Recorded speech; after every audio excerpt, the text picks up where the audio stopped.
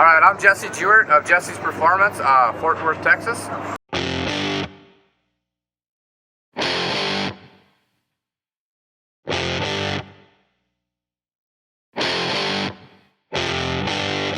It's really cool to see the variety of cars and what people are doing with them.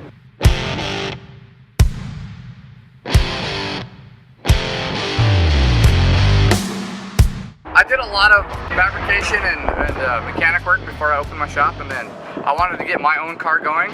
So in order to do that, I opened my own shop and bought the tools and built my own car, and then it blossomed into this amazing thing that I get to work on all these really badass cars. So the GT86, we built it for a handicapped customer of ours. It's handicappable.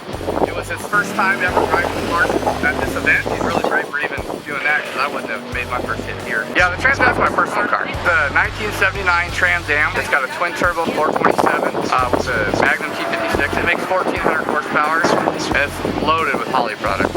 Every one of these cars here has Holley on it. I stand tried and true next to Holley.